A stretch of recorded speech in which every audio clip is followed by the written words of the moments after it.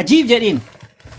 Ani illee hin argine jechuu barbaade tanani waan hin argine tokko akkamitti dubbattare. Kunoo amma ka qilleensarraa argi kunoo. Kunoo amma kaatee olii haasaartu kunoo gadi shaadaa keessatti. Ayyee akkam Abdul Fattah.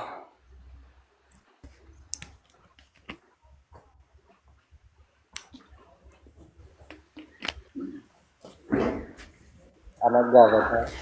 Hayyee taamme. Oh nan jira.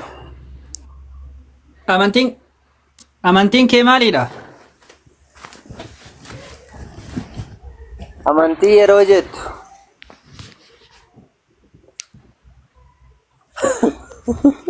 Amantii qabdaa? Asumnaani dhimmuma amantii haasa'uudha. Maal ji'a darbe faana haasa'aa ture ani injirtuyyuun seene kaata deemtanii seene.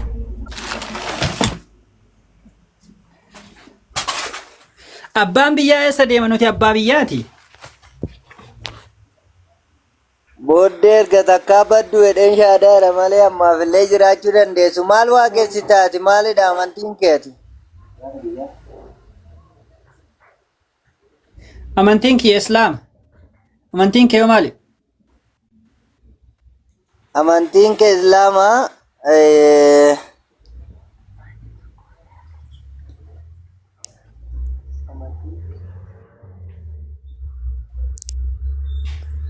Ante oduu nama dhagaa Ankoollee kiristaanaa? na deebisa. Amantiin kee maalidha?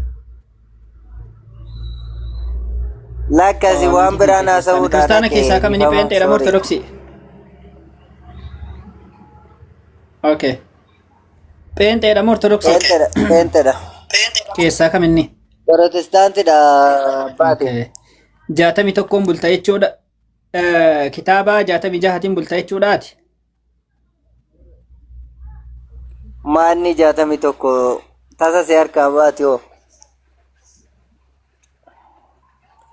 Eyyee 66 nan bula. 66 jechuudhaafi. Okay, ayyee bareeda. Kitaaba 66 kana osoo Yesuus Kiristoos jiru barreeffame moo erga Yesuus Kiristoos deemee ka'een booda barreeffame?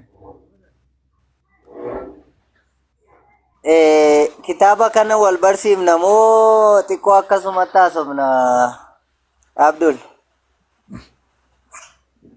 Antee gaafii ansi gaafadhe naa deebisee kunuu barnoota. No jecha irratti waliigalleetuma itti deemne dheetanani haasaa tanaanan beeka jedhe. Zabana Yesuus Kiristoos jiru san kitaabni 66 jedhamu jira addunyaa kanarra. Kitaabni kun kan inni barreeffame namoota 40 fi isaa olidha kan jedhudha. Amma akkanan isitti mutti na dhaggeeffadhu, akkanan isitti mutti na gaafatta yoo ta'e akkaataa kan keenyatiin nan sitti malee kitaabni 66 akkaataa deebii keetitiin natti yeroo Yesuus Kiristoos barsiisu Oi, dhaabi mata duree gaafii ansi gaafadhe irratti haasa'i. Yeroo Yesuus Kiristoos zabana Yesuus Kiristoos barsiisaa ture jira. Kitaabni 66 eenyutu barreesses? Namni Protestaantii kana hundeessaan Protestaantii eenyudha? Zabana Yesuus Kiristoos hundeeffame moo achiin booda hundeeffame? Protestaantiin. Kitaaba kana kan barreesse yeroo inni barreeffamu fakkeenyaaf 39 fi 27 jira kakuu Haaraaf kakuu Moofaa jedhe. Kitaabota kana Museen illee kan barreesse jira.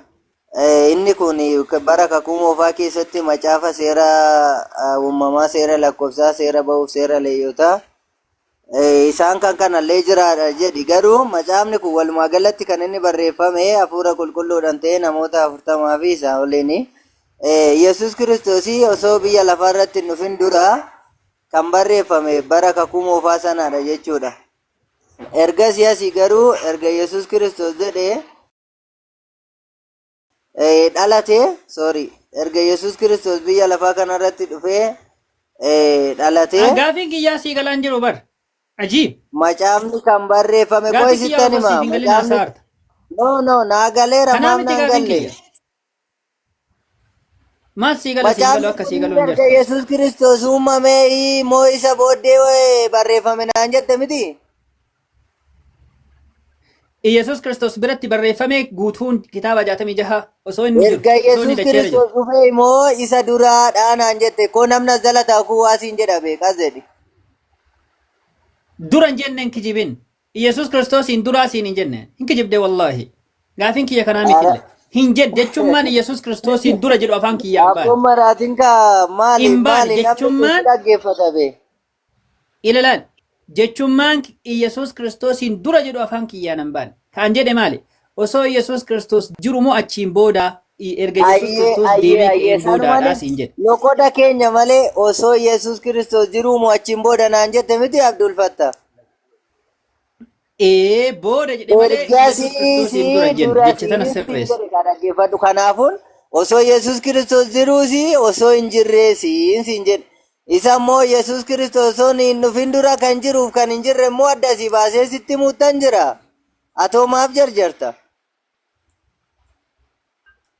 Ilaali ammallee rasii deebi'a. Guutuun jechattii tana naa qabadhu.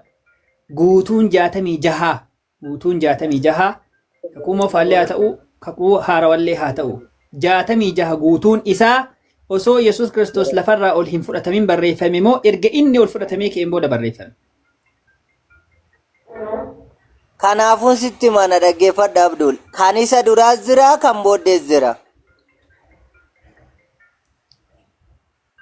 Ka 66 guutuu isaa si gaafadheen guutuun 66.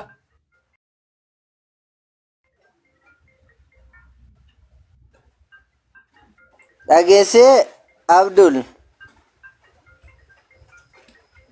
Ayii kan gaafadhu ka biraati ka ati deebistu ka biraati. Kiyya moo kan saatire? Ila yaa taammee era deebee si gaafadhu. Duras elaa Guutuun dhaggeeffadhu kitaaba duras 66. booddees. Si deebiseera duras booddees. Esh kitaabni 39 fi 27 walitti 66 dhufaa miti 27 sun Ayyi. 27 erga Yesuus Kiristoos deemee ka'een booda moo isa biratti barraa'e osoo inni jiru osoo inni dacheerra jiru 27 27 kun kan barreeffame Yesuus Kiristoos barreesse osoo hin taane namoota 40 fi isa waliin kan barreeffamedha siin jedheera.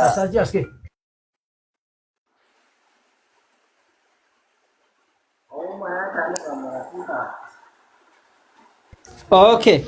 Hayyee. Kanaafuu Yesuus Kiristoos hin beeku jechuu kitaaba 27 kana hin beeku jechuu isinumatu ufumaa keessanii tolfate. Lakki isinumatu kan jettu kana biraan bisa Abdul Fattah maal obboleessa kiyya maal taateeti? Isumatu kan jedhu osoo hin taane Maa isa biratti beekaani 27 kun barraa'u isa biratti barraa'e moo erga inni deeme ka'een booda. na dhaggeeffadhu ka Abduli ani koo dheengaddaadha kanan dhaladhe kitaabni kuni nu biratti barreeffame nutu ummate miti akkaataa kanaan haasa'uudhaan qabdati nama guddaadha miti kanaaf inni kan dhufe bara kakuu haaraa keessa ol fudhatamee ka'een booda moo ilaalaal kakuun haarawni ka barraa'e erga Yesuus Kiristoos ol fudhatamee ka'een booda moo osoo Yesuus Kiristoos dacheera jiruudha osoo ol hin fudhatamne dura isuma bira barraa'e kana gaafin kiyya. isa biratti hin barreessine fakkeenya fi Maatiyoostu barreesse Luqaastu barreesse Yohaannistu barreesse galatoom ayyee inni bira taa'ee kan jedhu atumtu fakkeenya eesh kana si deebiseera jecha tokkicha na dhaggeeffatu kitaaba inni beekneen bulaartanii jechuu qoy tasgabbaa'e kitaaba inni hin beekneen bulaartanii jechuu tole. Protestaantii ta'a jedhee ka akka isin naqalamtan godhe kitaaba kanayyuu akka barreeffamu ka kitaabaa naa deebi'eera ka kitaabaa naa deebi'eera yoo jedhe mirga kiyyaami galatoom naa deebistee jirta. Ayyee boleessi kiyya. Protestaantii kana akka isin protestaantii taatan kitaaba 66tiin bulaa ka isin hin jedhe eenyunni Yesuus immoo qaama biraati. Eeshi na dhaggeeffadhu ka. Asii gaafa naasa'uudhaaf ka'e hin dubbatin namni tokko yoodhuma wal taraase wayya maali gaafa asirra nama guddaa fakkaata Abdul Fattah maal si jalallee galee ilaaleera lama guddaadha waan ta'eefuu dhiisa gaafa nan haasa'u deebii qofa naaf Misgee deebisa. kan mana namaa keessa deemtu kun achi deebi. Misgee keessan deebiin ol deebi'e.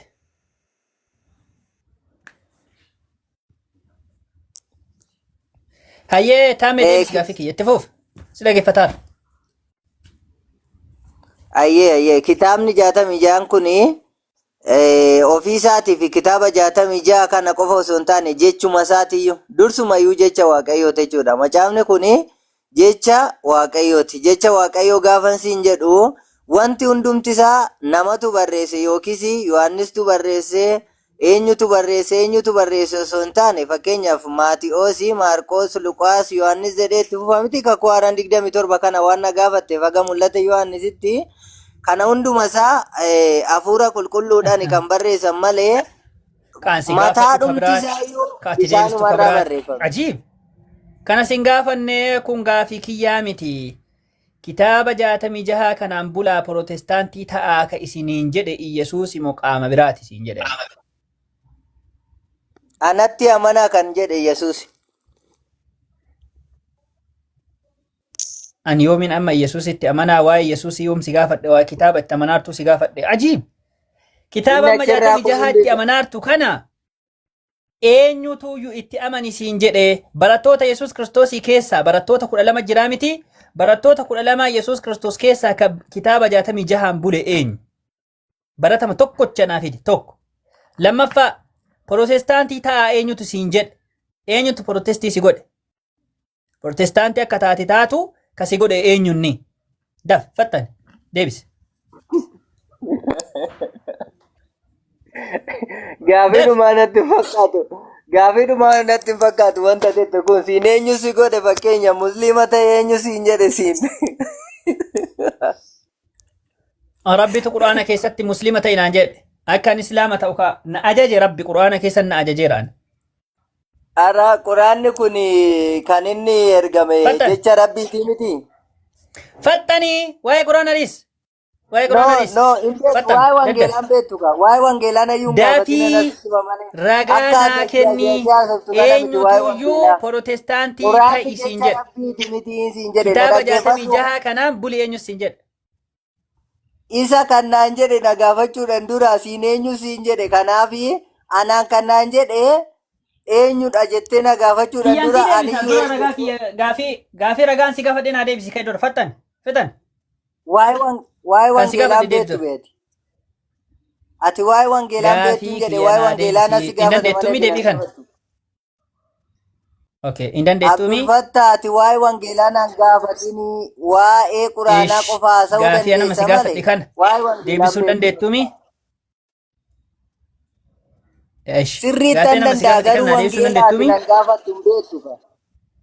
Hin beektu ka ati waa'ee wangeelaa akkamitti ishiin danda'a beektee mi naa yoo deebise. beekuu dandeessin si deebisaani. Ishii atiin beektu naa deebise. Atiin beektu Ani naa nan deebisi beekaa, eenyutuyyuu ati garuu hin Protestaantii beektu. ta'e isiin jedhe. Waa'ee wangeelaa maaltu si gahee Fattanii jedhe alatu gogazi sitti yoo dandeenye khalaas maayii qabadhu. akkasiin jedhetti haasa'i. Ergaa deebisuu hin dandeenye khalaas maayikii qabadhu khalaas.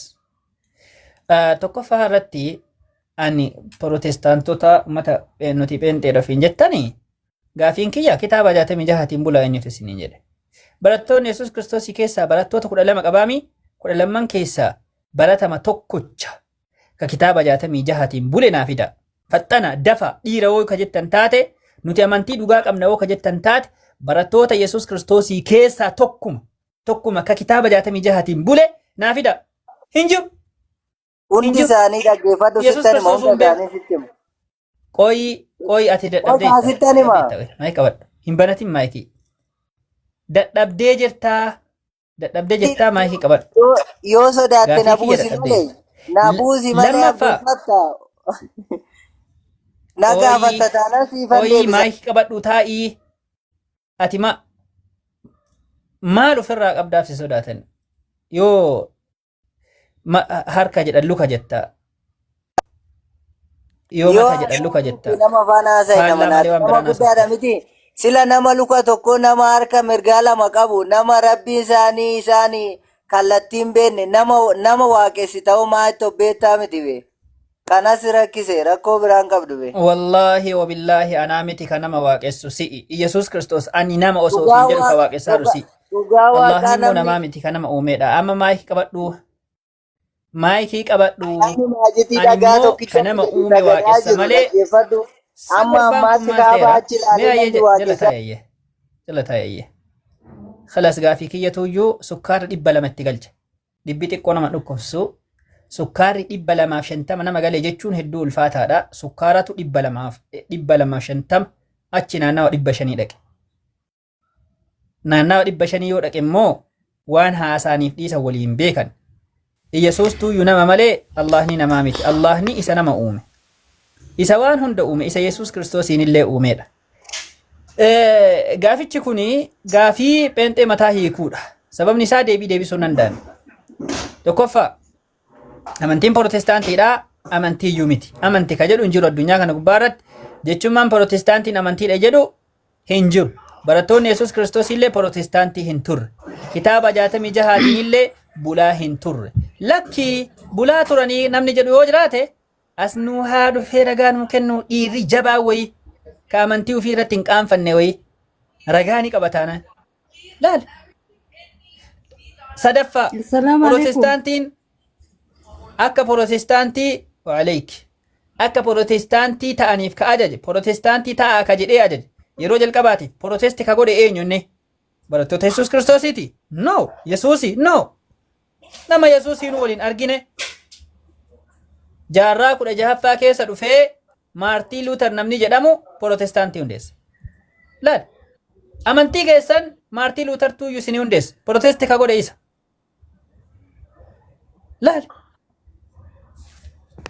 Ajiib. Warri suuta jedha kan bulfatta. Wallahi nama ajaa'iba. Maal taata? Suutuma hidhaadha. Waan suuta hidhaan jirre si fakkaataadha. Kanaaf amantiin keessan amantii Maartiin Luuter isinii hundeesse malee amantii Yesuus Kiristoos beekuu miti. Amantii barattoonni Yesuus Kiristoos beekanii miti. Amantii nabiyyoonni beekanii miti. Amantii Rabbiin qabadhaa jedhee ajajee miti. Amantii Rabbiin jaalatu illee miti. Amantii Rabbiin jaalatu amantii Islaamummaati. Rabbiin Quraana keessatti inna diina inda Allahi al-Islaam. Amantiin Rabbiin biratti fudhatama qabu Islaamummaa fi Islaamummaa qofa jedhe. Allah. أما سورة بقولنا سدي آية 85 رد ومن يبتغي غير الإسلام دينا فلن يقبل منه وهو في الآخرة من الخاسرين. أمنتي إسلام ما كان ألت نمن أمنتي برو بربادة إراهن كيبلمو آخرتي ورهون كان الرايجل. أما سمنتي ربين جالت اللي أمنتي إسلام ماتي اليوم أكملت لكم دينكم وأتممت عليكم نعمتي ورضيت لكم الإسلام دينا. أمنتي إسلام ما كان نور جالت هجر ربين كريستيان ما هو جالت هجرة mee yoo ragaa ka qabaattan taate ana amantii kiristaanaa isinirraa jaaladheera ka jedhu yoo jiraate ragaa arraban feenu hayyee siin geenye deebisa hayyee. Ishi amantii jechuun maal jechuudha mee? Amantii jettanii warra.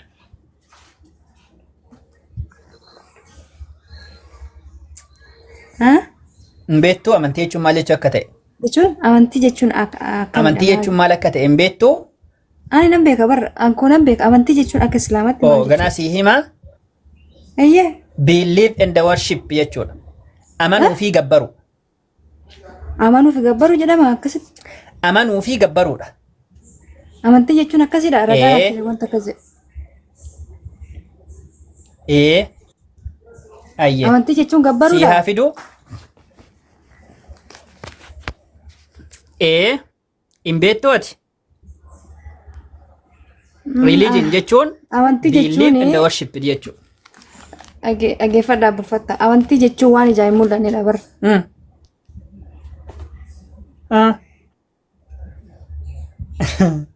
Mee ragaa naa fidaa quraanarraa. Amantii jechuun akkanaa naan jedhaate ragaa naa fidaa. Eessarraa dubbiste? Koi. Koi eessarraa fiddeeti? Jechuun ayinan qaba. Waan akkana eessarraa Amantii jechuun waan ijaan hin mul'annedha barra. Amantii jechuun waan ijaan hin mul'anne kiristaanaa maaloodha ortodoksiidha maaloodha akkasumatti amantii jechuun wanta ijaan hin mul'anne jechuudha. Jedhame keessanuu maalidha? Eessarraa fidde waan akka jedhu? Ani nan qaba waan wangeelarraa. Jecha akka jedhu kana eessarraa fiddeeti? Wangeela. Ish. Ayyee amantii jechuun akkana akka jedhu ragaa fide. Ani sirraa fudhachuu jira. Dura amantii jechuun dura isintu dubbate bar amantii jechuun quraanarraa maal jechuudha? Mee naa iddoo kamidha? Ragaa isaa sii fida. Rakkoo takka hin qabu. Naa fidi kaa bar dura. Ati garuu waan amma jette kana naa fidi meeyye. Wallahi sii fidaan. Dhugaa rabbi anillee siif fida. Amantii jechuun rakkoo takka hin qabu. Yaa anillee siif fida. Ati immoo amantii jechuun maal jechuudha? Ish. Kiristaana jechuun waan ijaan hin mul'anne. Abboo akkas miti. Ani siifan fida kan koo amantii jechuun maal jechuudha akka keessanitti? Qooyi kiristaana jechuun waan ijaan hin mul'anne siin jedhe. Isokki kan koo rakkoon qabu barsiifa fida ragaa amantii jechuun maal jechuudhaan jedhe. Ishii gaafii ansi gaafa dinaa deebisikaa kiristaana jechuun waan ijaan hin mul'anne siin jedhe. Dhugaa dura sin gaafadhe ani siittan hima gaaffii kana siniifan deebisa kan koo amantii jechuun maal jechuudha akka keessanitti?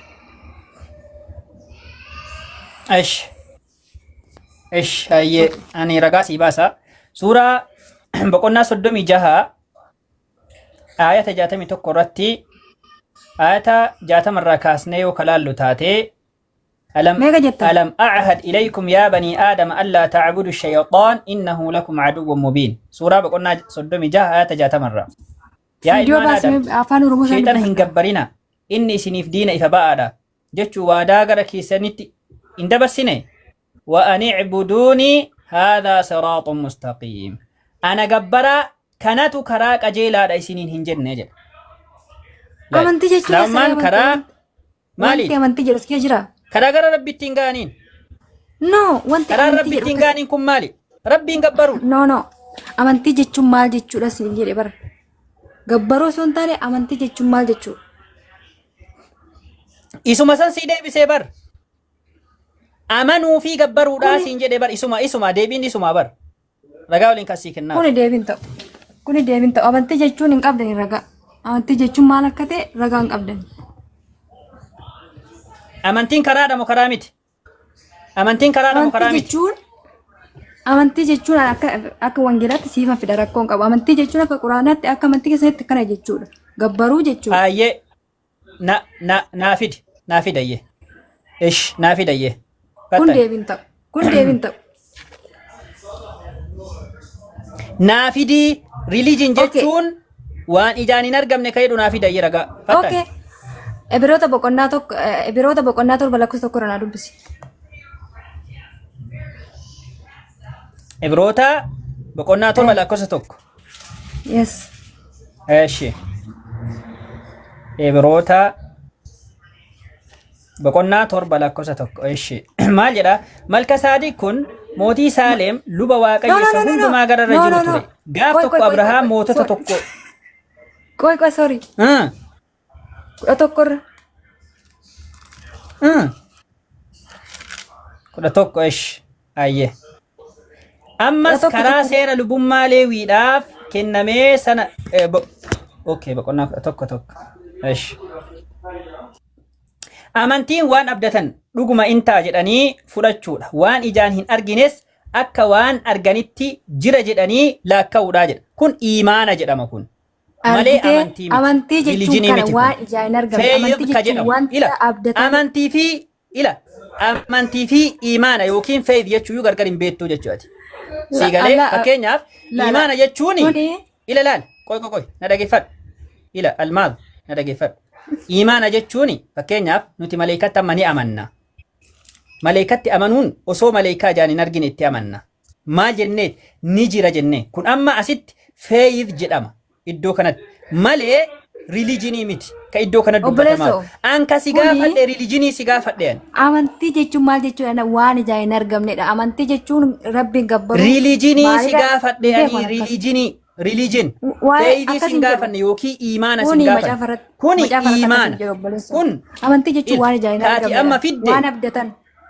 iimaana ijaan fidde ati. argamne waan abdatani. Ayi laal nama waan wayii hin hubanne wajjin haasa'uun wanti nama rakkisuuf isa kanaaf. Fayyid jechuu Kanaafuu fi kaa. rilijiniin garagara adda baafadhu. Ila iimaana jechi jedhuu fi amantii jedhu garagala. Fakkeenyaaf kaatamma fidde iimaana. Iimaana akka jedhu kana rabbiin dubbatee jira quraana keessatti. Fakkeenyaaf Iimaana jedha suuraa asitti. baqaraa boqonnaa tokko irratti maal jedha boqonnaa lama irratti qoy laan na dhageeffadhu. Alladhiina yu'minuuna bilghaybi wa yuqiimuuna as-salaata wa mimmaa razaqnaahum yunfiquun jedha. Isaan ghaybitti yookiin immoo wantoota miiraan hin dhaqqabamnetti amanan jedha. Kun maal argisiisa? Iimaana ka jedhamu isa kana. Anka si gaafadhe rilijinii irraa si gaafadhe amantii irraa si gaafadhe iimaana osoo hin taane feeyidii irraa si hin gaafanne. Dhaggeeffadhu abbulfata dhaggeeffadha. Fakkeenyaaf Yesuus Kiristoos amma ijaan hin argamuuf ija fooniitiin hin argamu. Nuyi amma abdiidhaanii amantiidhaanii Yesuus hin jira jennee taphata. Arganii jiran. Waan akkasii Hin mul'ata Yesuus namaayyuu. amantii jedha. Arganii jiran hin kijibde. Ka akka Yesuusiiti miti. Yesuusiin ijaan arganii itti amananii jiran. Nama inni hin mul'ata inni. Ka hin argamne. Maaltu mul'ata? No. Ila laal. Garaagar ila wanti amma si dhibe maal inni? Iimaanaa fi amantii gargar wallaaluu kan keeti. Iimaannini waan ijaan hin argamnetti amanta. Waan rabbiin sitti hime ni jira jettee amanta. Fakkeenyaaf maleekaan ni jira. Atillee argine garuu anillee argine. Kitaabni dubbatee jira miti een jira jettee amanta. Guyyaan qiyaamaan dhufaa ni dhufa jettee amanu. Ijaan argitee hin argine. Kun iimaana jedhama. Siigalee anka si gaafadhe waa'ee iimaanaatii miti. Waa'ee fayyidii si hin gaafanne. Rilijinii si gaafadhe.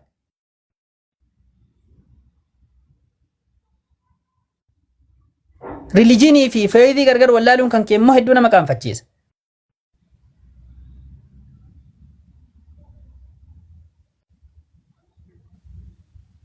Hayyee as deebi.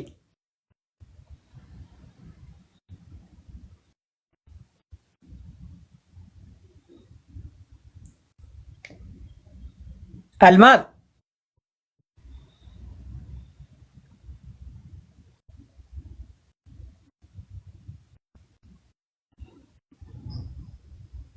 As deebi'i.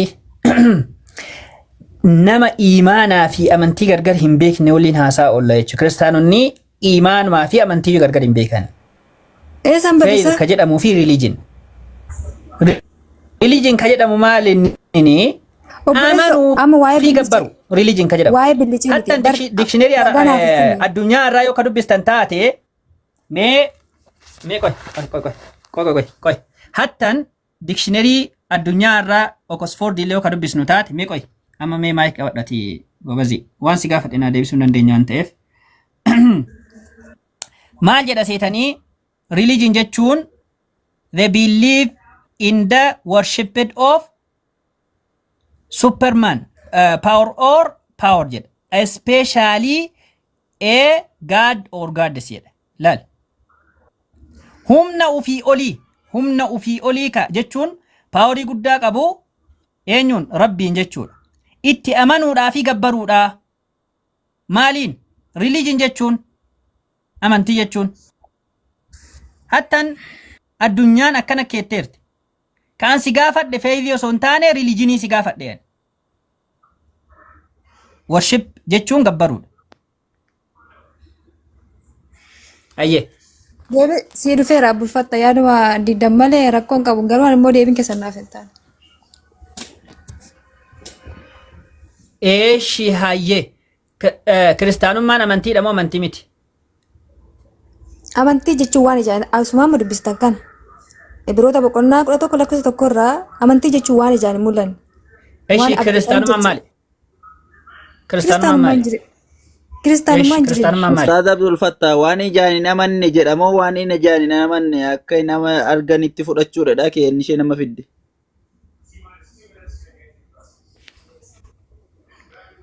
Keeyyanni amma isheen fidde amantiin waan abdatan dhuguma in ta'a jedhanii fudhachuudha. Waan ijaan hin argines akka waan arganitti jira jedhanii laakkaa'uudha jedha. Malee waan ijaan hin argamne jechuu miti bar. No, amantii jechuun waan ijaan hin argamne jechuudha. Fakkeenyaaf nu amma gooftaa Yesuus jira jennee namannaa jechuudha. No, akka jechuudha miti. Arguu hin dandeenyu jechuudha. Amantiidhaan amannaa jechuudha. Akkasii miti. Obboleessoo, waan ijaan hin argamne ankoonatu beeka jechuudha bar. miti. Akkas taanaani maleeyikaan illee amantii ta'aara jechuu. Maaliif ijaan hin argamu waan ta'eef. Hafuurri qilleensi ammaan tanatti ol fudhataa gaddeeftu kun illee waaqa ta'a.